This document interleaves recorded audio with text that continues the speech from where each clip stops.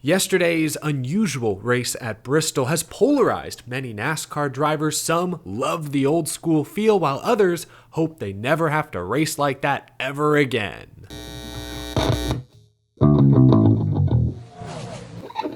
How's it going, y'all? My name is Eric. Welcome to Out of the Groove, start of another beautiful week. It's Monday, which means another edition of my weekly Out of the Groove Power Rankings. Got a new face in my top 10 and a new face perhaps at number 1 this week.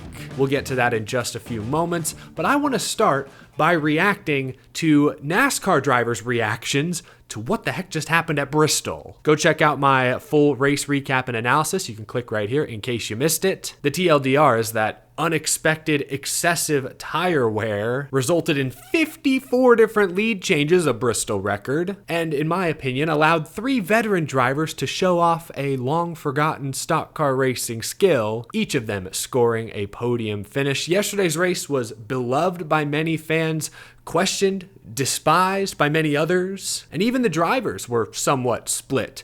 I want to read some of the most interesting post-race comments from yesterday. Let's begin with the race winner, Denny Hamlin. After the race, he said, quote, "This is the first time the driver played a huge role in a long time. It's a different philosophy from what we're used to, which is everyone is just on the gas all the time, running the bottom, the shortest way around. Technique was a huge deal today." I wanted to start with Denny Hamlin's comment, 1, because he finished first, but 2, because he's probably the most biased. He won the race. He was the only driver who should have left the track happy yesterday. So we have to take his opinion with a grain of salt, but it's worth mentioning that Chase Elliott, who finished 8th, echoed many of Hamlin's comments. Chase Elliott said, quote, "It was more in our hands than probably ever has been. I don't know if you want that every week, but it was really fun and refreshing." Refreshing. Hey, I used that same word yesterday. It was kind of cool that you could kill your tires if you weren't smart about it, and you could make them last if you were. So Chase Elliott agrees with Denny Hamlin, saying the drivers played a huge role in their team's performance. Brad Keselowski, who finished 3rd, said running well required discipline. He said, quote, "It was an interesting day. There was a lot of discipline required, and it was a fun race, to be honest, because you had to be so smart behind the wheel. It would bite you in a heartbeat, and you had to have a good setup. I think we had a good setup, and I tried to run the smartest race I could." Pretty much the entire field was flying blind in that opening stage, and we saw a lot of corded tires, 20, 25 laps in. But these drivers are smart, these crew chiefs are smart, these teams are smart, they figured things out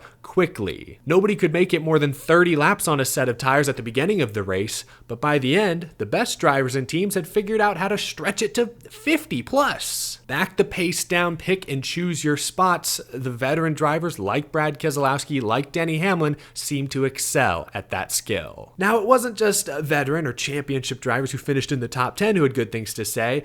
Young Justin Haley, who finished 17th, was also very positive after the race, saying, quote, "I thought it was fun because you had to manage it. You weren't all out the whole time. So it was fun to have a major part in how the car ran." So the recurring theme that we're hearing is that drivers liked that they were in control. Their ability to conserve tires made a huge difference in how they finished. Those were comments from drivers who largely enjoyed Sunday's race. There were a few notable drivers who did not enjoy it. We'll start with Ryan Blaney, who faded at the end and finished 16th. Blaney said, quote, "I didn't have fun. I mean, what's fun about riding around, creeping around, can't run 50 laps or you'll blow a tire? You've got guys with blown stuff creeping around the racetrack. I bet it was entertaining to watch. It was a little bit of a wild race, not in a good way." Honestly, Blaney on pit road after the race, the clips I saw was about as animated as I've ever seen him outside of the car. Not a fan of how that one played out, but he finished 16th. Okay, faded at the end, he struggled, maybe he was just in a bad mood.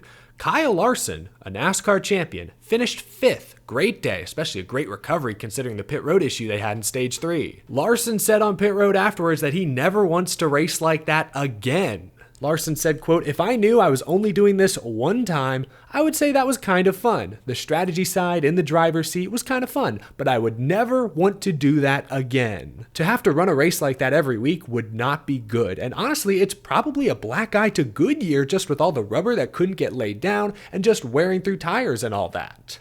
Strong take there from a recent NASCAR Cup Series champion. Those were the most interesting comments I could find that I think best encompass both arguments, in favor and against this style of racing. Here's my take. and I think most drivers would agree with my take. More tire wear is a good thing, but maybe yesterday was a tad bit aggressive. And I'll agree with Kyle Larson in this respect. Nobody wants to see that kind of racing every single week. I don't even want to see Atlanta, as great as that race was a few weeks back, I don't even want to see that every single week. I want a balance, a few different styles of racing, all good things in moderation. I do disagree with Kyle Larson's comments about Goodyear. I don't see this as a black eye whatsoever. Obviously, they don't want to see their tires come apart, like ever. It's bad for their image or whatever. It feels like Larson is trying to put pressure on Goodyear by making those comments, and that's the last thing I want to hear. I do not want Goodyear to overreact to what we saw yesterday. Drivers have been clamoring for softer tires that wear out for years now. With the cars as equal as they are, you need tire fall off, you need lap time variability to create more passing opportunities. So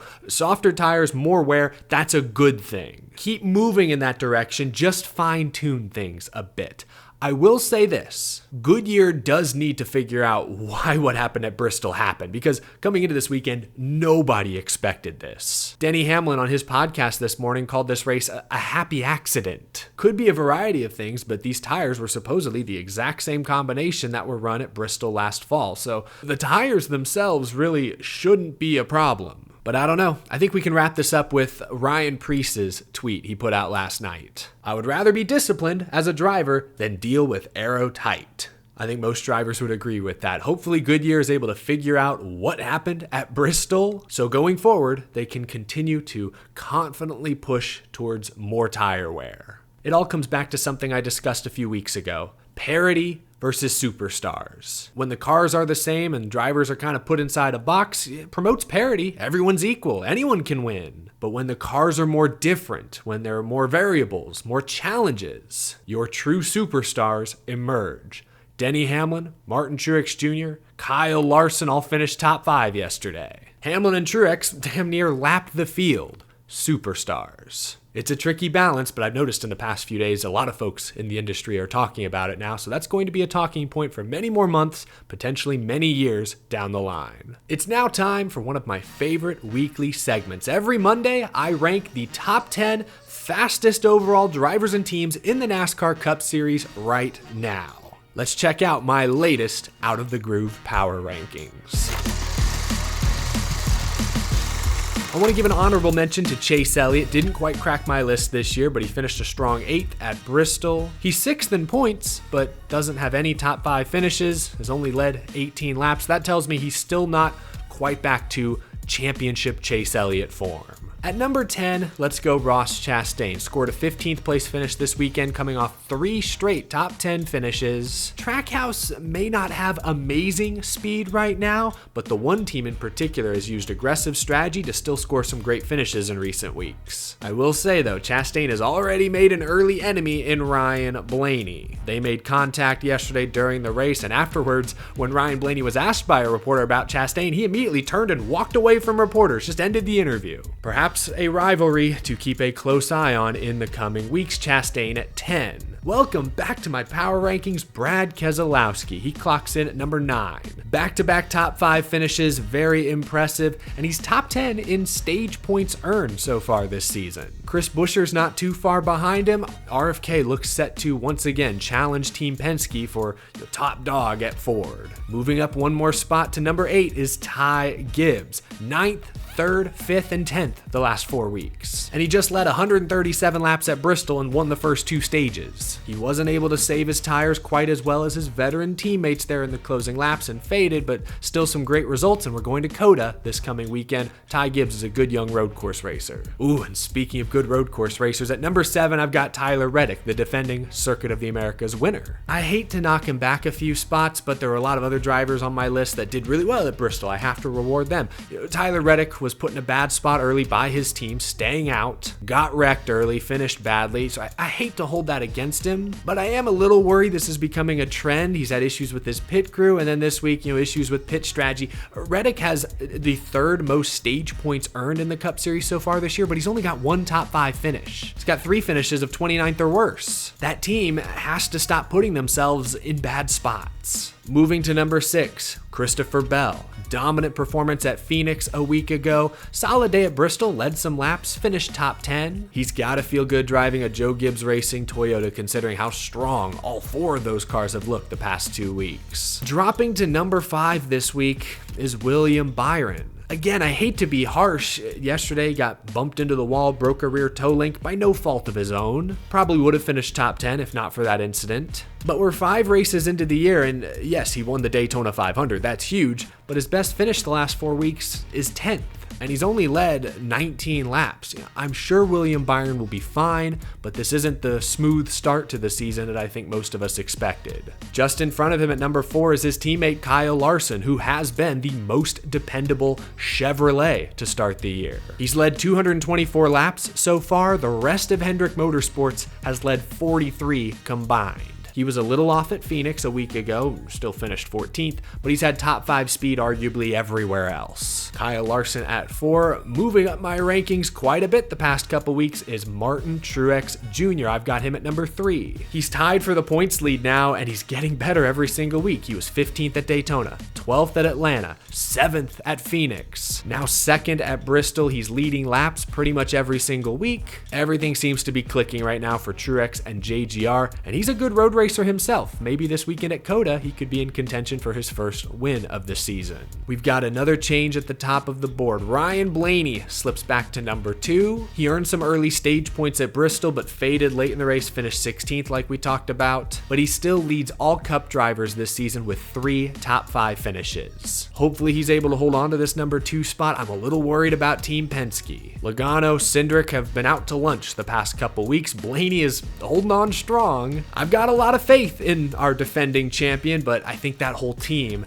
has some work to do. And at number 1 for the first time this year, Denny Hamlin, the race winner at Bristol. If you count the Clash, he's the first Cup driver to win multiple races this season. Denny Hamlin has led more laps than anyone this season, and they haven't come all at once. Denny Hamlin has led at least 10 laps in every single race so far. That's extremely impressive considering the variety of tracks we've raced at. Keep talking about Joe Gibbs Racing. They look so strong. They look like the team to beat. We don't just look at finishing results on this chart. A lot of this is speed. Again, who are the fastest drivers and teams in the Cup Series right now? I have faith that that 11 car is going to lead laps every single week, regardless of venue. So Denny Hamlin, for the first time this year, takes the number 1 spot. There you go. A lot of shuffling in my top 10 this week. Let me know if you agree or disagree with any of my placements. Really been enjoying that segment and really been enjoying the debate that it sparks in the comments below. That's going to do it for this episode, y'all. Thank you so much for tuning in. Leave a like if you enjoyed this video. Subscribe if you're new to the channel. We talk NASCAR all day, every week, all throughout the season. And a huge thank you to my Patreon supporters.